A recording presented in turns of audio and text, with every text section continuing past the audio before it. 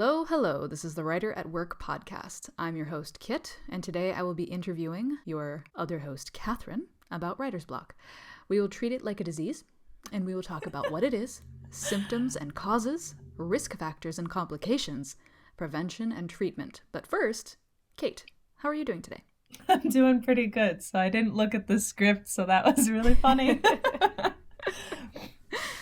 I'm doing pretty good. I still have a mostly clean desk, and that is like a really proud statement. It's been mostly clean. Yeah. When I say mostly clean, I can actually sit at it and put my laptop on it. So yeah, that's about what my desk is too. yeah. I don't know what's on yours, but mine is just clothes. Yeah, mine gets stocked with everything from my tarot cards to extra pencils to just paper to a book I was reading to plates and occasionally the clothes. Oh, and an alarm clock. And sometimes a cat. Oh, and my cat, yes. My cat will all of a sudden just like take up my desk. All right, well, let's get into it. All right. Cate, let's start with what writer's block is to you. So, writer's block, to me, I guess I should start with what writer's block is considered is, especially in media, is where you're staring at the blank page or you're staring at the cursor and nothing is coming to you. Nothing's there, nothing's flowing, and you can spend hours, days, years stuck in this blockage of writing and creativity, and you're wasting away. That's how a lot of movies will portray it. I think most people will say writer's block is when they just don't know where to go, nothing is flowing, they're not into the story, they can't get into it. What writer's block is for me is very much, I don't want to write today. Or I wrote myself into a really weird spot and it's not working and I'm trying to figure out how to make it work, even though it shouldn't be there anymore. Like I should just backtrack and I'm just trying to make it work and it's not working. So that is what writer's block is for me. Yeah, that resistance that you're talking about, you mentioned in a different episode that we did, and it really resonated with me, that idea of writing yourself into a corner and you're just like, oh no, like what do I do from here? Like, and you keep trying to force it to work, and then you don't want to write anymore because you're stuck at this dumb place and you can't get around it and you don't want to go back. So that really, I really feel that. All right, so let's get into the symptoms and causes. So what does it feel like when one has writer's block? Is it the same for everybody? All right. So I think for most people I've ever talked to who have complained of writer's block, it is where you can't think of anything that goes after the next sentence. Or you can't think of how you want to start the story. You have the entire world built up and you can't seem to write a single word past the. Or even the. Yeah. That's too far. Yeah. That's so too far. It's the fear of the blank page, that if there were words on it already, you wouldn't have a problem. That is what I believe most people who have writer's block feel. How long does somebody usually have writer's block for? Is it something that you can deal with in a day, or is it something that like takes a long time to get rid of, or what? For some people, it could be a matter of minutes, and other people, it can be years. I've heard of many people who are stuck on their manuscript and haven't picked it up for 10 years. And then I've heard of people who are stuck for a few hours, went for a walk, and then came back and was like, we're good. For me, in the past, my writer's block could be anything from I'm listening to the wrong music length of a song to weeks where I can't do anything because I'm stuck. So what causes writer's block for you? Is it like canker sores where some people just get them when they're stressed and run down? I believe that stress is a huge factor for some people for writer's block. For me personally, I don't think it was stress. Stress was not a cause for writer's block. I believe stupidity was. And stubbornness. I think that is a very big thing for writer's block. It is stubbornness. For some people, it really can be stress. It can be a deadline. That looming deadline is horrible for some people. And yeah, that's what I think causes it. Okay. Then let's move through to risk factors and complications. All right. What activities might put someone at risk of contracting writer's block? A blank piece of paper. So, I guess a blank piece of paper, a strangely written sentence, the wrong music, or listening to music in general, being in a different place than you normally write, different time of the day. There could also be what's going on around you or what's happening to maybe somebody you know, a family member. If something's going wrong in your life, could lead to writer's block. So a lot of things. Pretty much you could eat the wrong thing. Yeah. Or you could read somebody else's work, either a peer that's exceeded you or, a famous author, and just be like, oh, I can never do that. Yep. Okay. Waking up. So what can happen? Waking up, opening your eyes, breathing too deeply. It's like when you get older, like causes for like back pain, like you opened your eyes. What can happen if you don't treat this problem? Can you just ignore it, or what, is it important for people to accept they've got writer's block and like do something about it, or what? So I've heard a mixed batch of that. If you don't treat your writer's block, this is so strange. Okay. If you don't treat your writer's block, you'll never finish your book. Yeah. So that's the severe part, the severe end of the spectrum, where people just never break through the writer's block, and they are consistently never going to finish that book.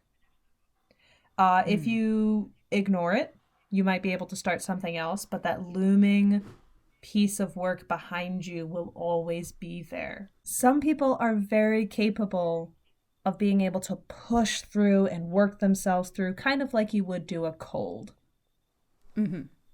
So it really just depends on if you are a strong enough person to work through your piece, or are you a person who will give up on it? Ooh.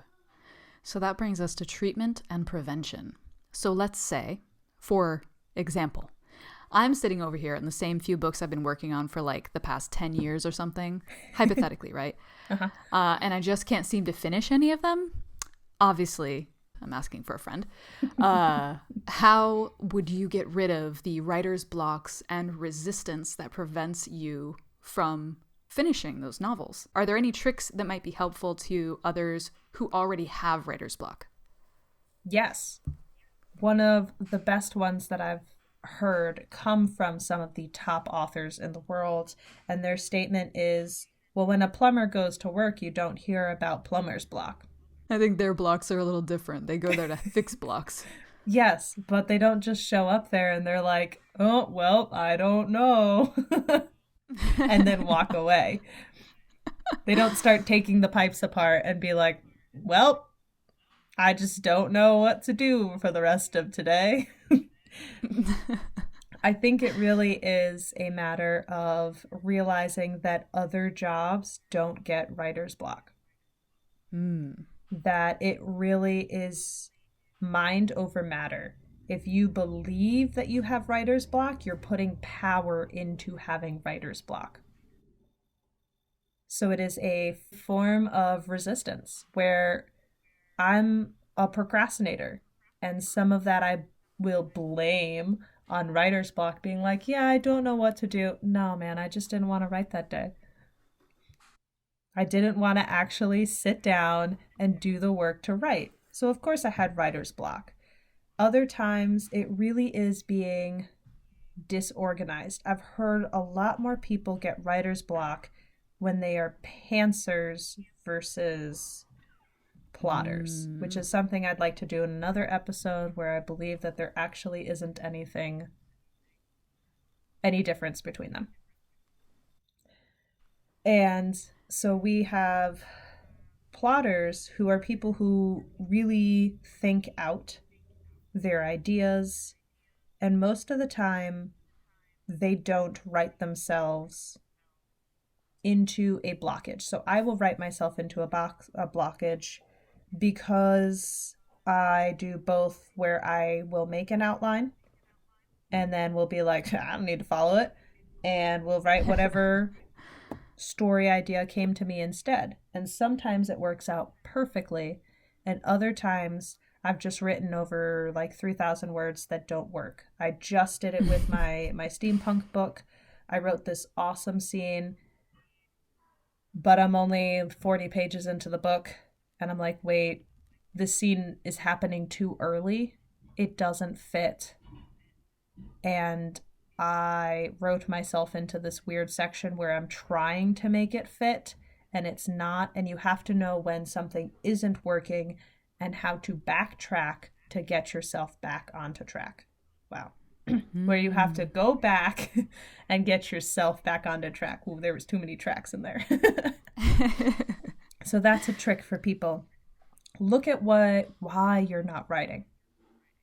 What are you doing that's making you not write? Is it you don't want to get up early? Well, if you were working a full-time job, you would still have to wake up and go to that job. Yep, that's true. If you're at work and your boss is asking you to do the presentation that day in front of people, you don't stand up and go, I have presentation block, I can't give it to you today. Like, you get fired. Yeah. Knowing when to look at your work and realize that maybe something isn't working and you need to plan around that. Write an outline. It doesn't have to be long. Maybe it's a full bullet points, being like, hey, this character does this. It causes something like this. That leads to the bad guy doing this. This is what I want my climax, and this is where I want the book to end. That's how I did it with my first steampunk novel. I wrote 5 outlines for that book, and I never followed one of them. But you had them in But case. I did have, like, yeah, if you put all of my outlines together, I, like, just stole stuff from all of them. They all ended in the exact same spot, and they all started in the same spot. But the whole middle section was a combination of them, where I would write myself into a corner, see where my outline was, look at the other outlines, and be like, oh, this is where it should be. So that is one of the big things, is a lot of it is just resistance. People, I really swear to you, like, maybe it was a poet, Kit, who was like, I have writer's block, and decided that they were going to come up with an excuse that sounded really smart to people who, like, don't write. And they're like, oh, you mean like the blank page scares you and is suddenly so intimidating it flees all the words from your mind? Yeah. All right. I get it. Sure, I don't write. Go with that. And then I think so many people just put in that faith of, oh, you have writer's block. It's like kids with ADHD nowadays. Almost every kid is diagnosed with ADHD because they're hyper. It's like, nah, man, kids are hyper. Like, it's just, some kids have ADHD.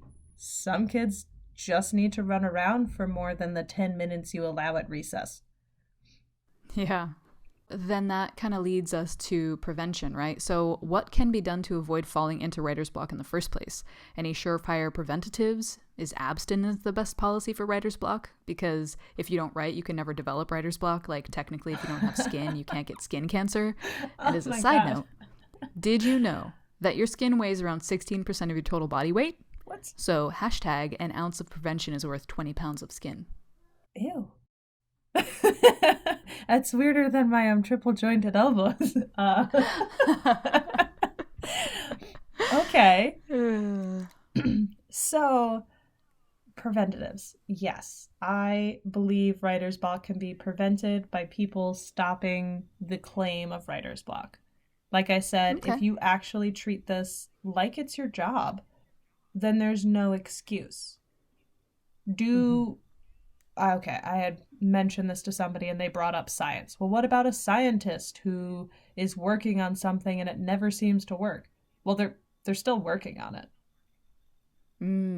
They're still trying to make the formula, which would be, in this case, maybe the outline. And they're trying to put it all together, and maybe the components are the characters and they're just not fitting together. And you have to figure out, well, what is my actual formula and what elements do I really need to use? And then, bam, my theory is now real. Or I don't even know if that's not how theories work. My theory is now here. Like, I don't know. I'm not a scientist, although I do sci-fi. Whatever science words are. Yeah. So it really is a matter of, I think, mindset. And some of the great authors like James Patterson, Neil Gaiman, they don't believe in writer's block. Most of the big top authors don't believe in it. And if they have writer's block, like Stephen King says, there's no such thing as writer's block, you just work through it. So if you feel that resistance of, oh God, what do I write? Challenge yourself to 5 minutes. There's a great thing, or the 5-word challenge. So it's the 5 challenge, where if you can challenge yourself to do 5 words, you're more than likely going to keep writing. If you can challenge yourself to 5 minutes of something, you can get it done. Because at that point, well, you've already done 5 minutes.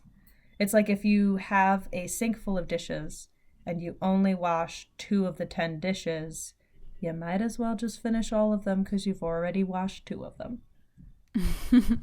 Tell that to my kids who only wash enough dishes for them to use that moment. I mean, yeah, sometimes I do that too. My roommate definitely does most of my dishes. But it's that idea that of the 5. If you can write 5 words, you're more than likely going to continue writing. And if you write the 5 words, challenge yourself for the 5 minutes. And once you've written past 5 minutes, maybe you've only done 5 sentences, you'll start flowing again. And you will start writing and going through it. Especially if you're stuck at that spot where the cursor is just there blinking at you. Yeah. Yeah, that seems like good advice for people who have that fear of the blank page. It's either that or you just got to start cutting off your skin in order to get rid of writer's block. And I mean, like, nobody wants to do that. That's the only way. Yep. Hashtag an ounce of prevention is worth 20 pounds of skin. Yeah, exactly. It'll be trending soon, everyone. The best writing advice I ever got. Right? Cut off my own skin if I can't write. Please don't cut your skin. It's the only way. Yeah, please don't. It's the only skin you have. You should love your skin, even if it sucks. Because sucky skin is better than no skin. That's true. We've answered most of my questions, but I did think of one more question. Okay, cool. This reminds me a little bit of burnout. And so my question to you is there a difference between writer's block and burnout, or is it the same thing? Because I know with burnout, sometimes like trying to push through isn't going to help you, especially like even if you are at a different job, you might get burnout. That's very true. So there are times where the writer's block is definitely burnout. And it could be that you need to take a break from that story, that series. But it could also just like, there's that weird in between that I've heard from some authors who write a series and they've written 4 of the 5 books, and that 5th book, they're so done with that world, but like the rest of the world is waiting on the 5th book and they have to push through that piece. And that is like a form of burnout in a way too, because they just don't want to do it anymore, but they have to. Like so I think there is the difference where burnout, to step back and not push yourself through it, is a very helpful situation. With me, I have 2 books going this year at one time, where before I refused to allow myself that. And if I am feeling stuck in one and really on that I'm going to flip a table feeling because nothing's coming and that cursor's just blinking at me, I will hop on over to the other one and be like, all right, maybe I write a few sentences here, and that's what I need. If worse comes to worse, I do handwriting. I'll just pick one of those shiny ideas floating around in my head and just write there for a little bit. Okay. So your advice would be, if you're stuck in one place in one story, it's okay to get your writing flow going in another story and then come back to it. Yes, as long as you do come back. I have multiple books started and never finished because the new shiny idea has popped up, which is why I have my system set up where I'm not allowed to type another story. I can only handwrite a story because eventually my hand cramps and I'm done with it. And if my hand is cramped and I'm willing to put the pen down and walk away, then I know it wasn't a story that I could or that should be typed up. Yeah. So it was great talking with you today, Cate, and it was really great to get back into podcasting. We hope you guys enjoy our podcast and find it helpful. For written articles and to keep up with us on social, you can go to writeratworkpodcast.com, and you can find us on Instagram, Twitter, and Patreon using the links below. Our Instagram and Twitter handle is writeratworkpod. All right, so stay safe out there, stay healthy, keep trying to write, and good luck. Bye!